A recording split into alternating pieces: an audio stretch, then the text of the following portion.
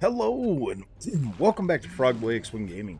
I'm Andrew and today we have another controversy to talk about. Today's star of the show is Redfall. Well, IGN. IGN is the star of the show in today's video.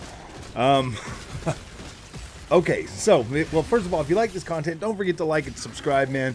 This is hilarious. They did the same thing with Sonic Frontiers. Sonic Frontiers was, dude, I love that game. I think it's incredible. It's a perfect, it's the perfect way forward for Sonic as a franchise, and I love that.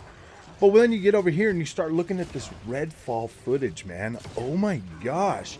People are going nuts on this, talking about this game being trash and it looks terrible and all of that stuff. And I'm like, guys, come on, man. We all know, that like IGN journalists, they're probably not even actual gamers. Is what they did was they probably went to college to be a journalist. They got out and CNN or MSNBC or one of the other places they wanted to work for wouldn't hire them. So they're like, oh man. And then they were flipping through the page one day and they saw that IGN needed somebody. So they're like, all right, well, I'll give it a try.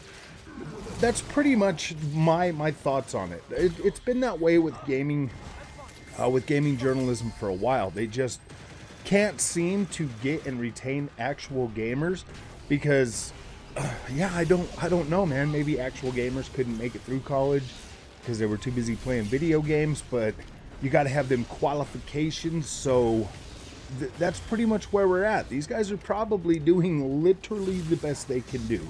We've seen them do, what was it, IGN with Cuphead? Probably. It was probably IGN with Cuphead too. So if we go back, I don't know about the Cuphead thing. Don't quote me on that. I don't know if that was IGN. But if we go back and we look at some of these games that they've done these previews on, and they've come out and they've not looked that great or whatever, you know, after IGN was playing them, take a deep breath, calm down. There's no reason to start saying that Redfall is trash. From my understanding, Redfall plays like a Far Cry game.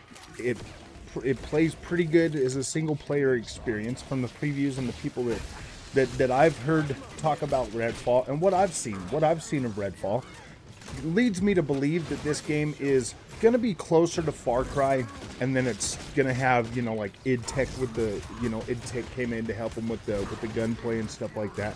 So that should feel tight and responsive, as opposed to, you know, how Deathloop and, you know, some of their other games felt. They just didn't feel tight enough. This one here is probably going to feel significantly better. So I'm 100% on board. I'm glad that Redfall is coming to Game Pass.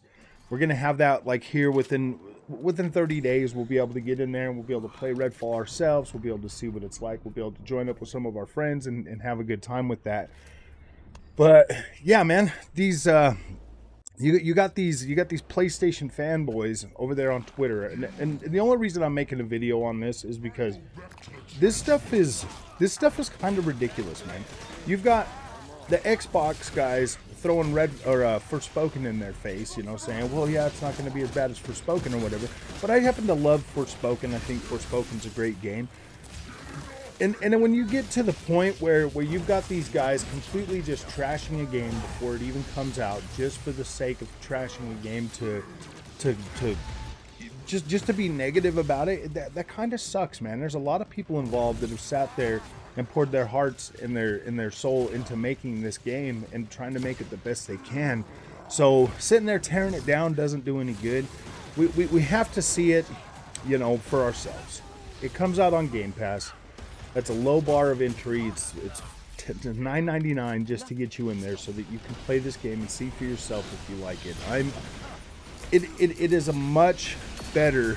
It is much better than having to pay $70 up front to see what this game is all about. So I'm grateful that Game Pass exists, and this is an amazing reason for Game Pass to exist, is because when IGN comes out and shows off the game, at least you can try it before you buy it on Game Pass. So from what I've seen of this gameplay, yeah, man, I don't know, man. My hands are up in the air. it does look like the dude was just being frantic the whole time and didn't know what he was doing, couldn't figure anything out. So when we actually play it, when I make some videos for Redfall, man, we'll check it out. I think Redfall is going to be pretty cool. I'm actually really intrigued at the whole vampire thing and the whole you know, the way this game is built, the structure. I mean, the visuals are one thing for me. I don't ever really care much for the whole Fortnite visuals. I never really have. So that's one thing that kind of like is, you know, not like 100% like, oh my gosh, that's gonna look good for me. Like, I don't ever think those type of visuals look that great, but we'll see. We'll definitely see. I'm definitely interested in the shooting mechanics for sure, you know, and the story of the game seems like it's going to be a pretty decent story. The open world seems like it's going to be fun to explore and have fun in. So yeah, dude, that's three things right there that are more important to me than the overall visual makeup of the game. You know, the open world aspect of it is probably more important to me, because I didn't really care for the visuals of Immortal Phoenix Rising, but I still played that game, and like, it turned out to be a pretty dang good game. So that's basically all I'm going to say about this until the game comes out. I probably won't make another video about Redfall until the game actually comes out. I'm trying to live in the here and now when it comes to my content for video games. So if you like this content, don't forget to like and subscribe, and we'll see you guys in the next one.